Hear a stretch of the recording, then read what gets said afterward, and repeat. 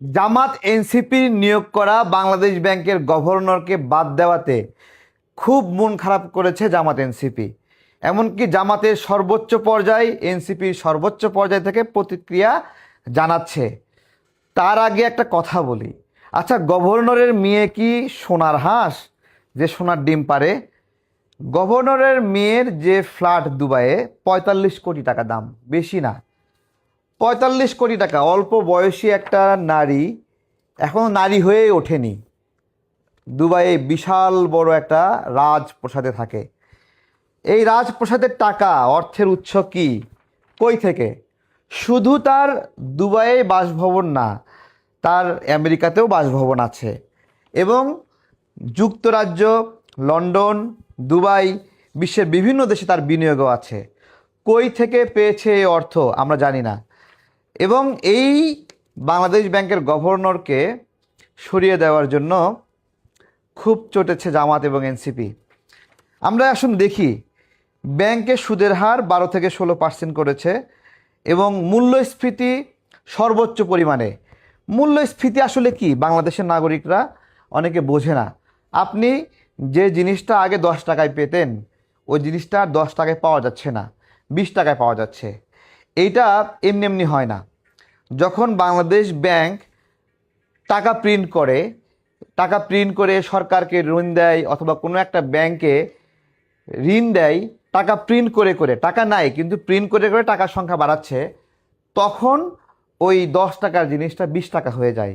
অর্থাৎ বাজারে ওই টাকাটা যেটা 1 লক্ষ কোটি টাকা ছিল, যখন তার সঙ্গে আরও 50,000 কোটি টাকা বা আরও 1 লক্ষ কোটি টাকা যুক্ত হয়, তখন বাজারে সম্পদের মোট পরিমাণ আগে যা ছিল তাই থাকে, কিন্তু টাকার পরিমাণ 1 লক্ষ কোটি টাকা থেকে 2 লক্ষ কোটি টাকা হয়ে যায়। যার ফলে টাকা অ্যাভেলেবেল হয়ে যায় যখন, তখন আপনার কাছে যে 10 টাকা ছিল, ওই 10 টাকা দিয়ে যা আপনি কিনতে চেয়েছিলেন ওটা কিনতে পারেন না, তখন 20 টাকা প্রয়োজন হয়।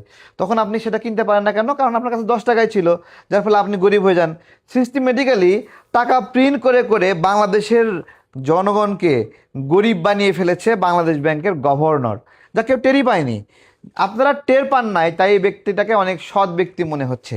আরও বিষয় রয়েছে, তিনি আমাদের ইসলামিক ব্যাংকগুলো যেগুলো ছিল, তিনি একটা বক্তব্য দিয়েছিলেন, মনে আছে মনে হয়, যে তার এক বক্তব্যে সবগুলো ইসলামিক ব্যাংক একসঙ্গে দেউলিয়া হয়ে যায় প্রায়। হ্যাঁ, এবং যদি এই বক্তব্য তিনি না দিতেন, তাহলে ওই ব্যাংকগুলোর উপর জনগণ আস্থা হারাতো না এবং আস্তে আস্তে সেই ব্যাংকগুলো রিকভার করে ফেলতো।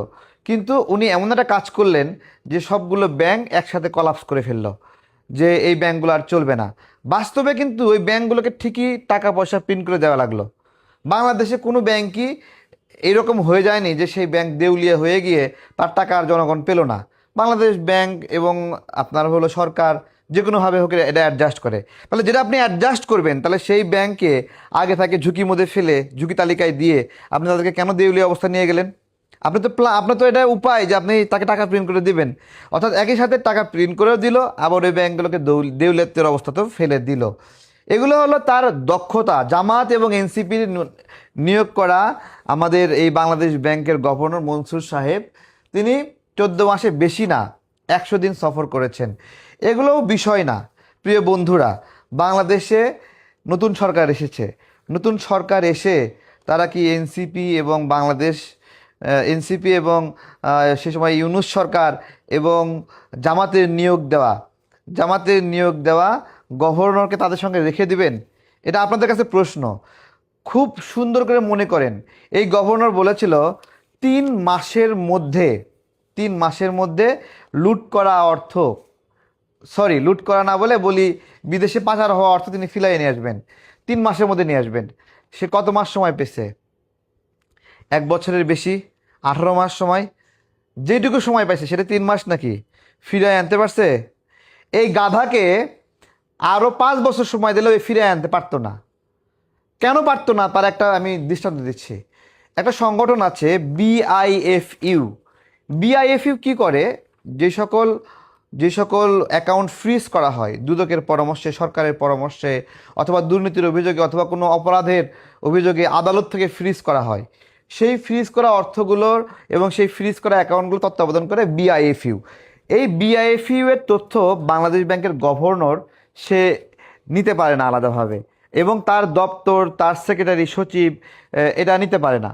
তো এই বিআইএফইউ এর তথ্যগুলো বাংলাদেশ ব্যাংকের গভর্নর নিয়মিতভাবে তিনি নিতেন এবং এই তথ্যটা হস্তান্তর করতেন তার স্ত্রী এবং তার যে সেক্রেটারি তার কাছে। এরপরে তার স্ত্রী এবং সেক্রেটারি দুইজন সমন্বয় করে এই ফ্রিজ করা অ্যাকাউন্টগুলো আনফ্রিজ করত এবং একটা নির্দিষ্ট হারে কমিশন নিত। এরপরে সেই অ্যাকাউন্ট থেকে সমস্ত টাকা বের হয়ে যেত।